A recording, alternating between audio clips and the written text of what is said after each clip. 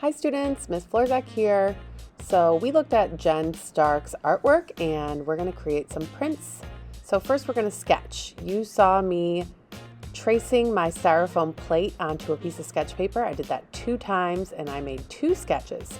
The one I liked the most, I cut that out and I'm taping it to my styrofoam plate and tracing over my sketch. That's going to press my design into that styrofoam plate.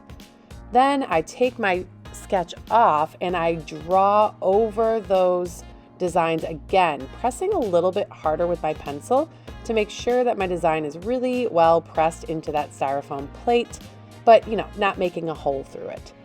And then printing part 1, you are going to be using markers to color your styrofoam plate. Just fill it in however you want, whatever colors you want to use from the marker tub.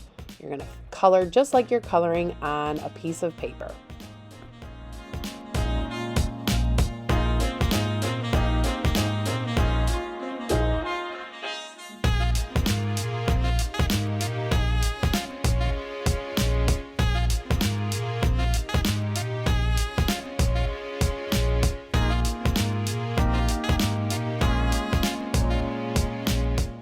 When you are ready to print, you can get the spray bottle off the shelf and check the nozzle. Make sure it is on the wide spray, and you are only going to spray your paper 1 or 2 times, no more than 2. Spread that water around with your finger. You want a thin layer. Then you will press your printing plate ink side down onto the wet paper. Rub it around, press it really good, make sure that everything is pressed, and then lift it up and you should have a transfer.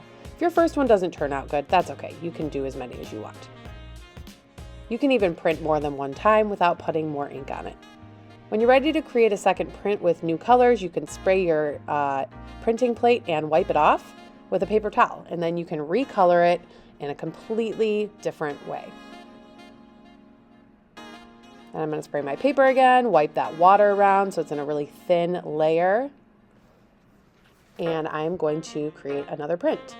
This time I used the back of a pencil sharpener to rub that print onto my paper. It helps transfer the ink a little bit better when you have something flat and smooth and hard that you can rub on there. So the pencil sharpener works really well for that.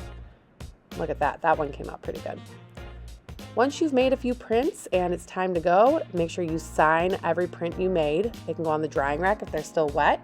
Keep your printing plate in your table folder because we'll use it again. And as always, clean up, put everything back where it came from, throw your garbage away, return iPads, and I hope you guys have fun with this one.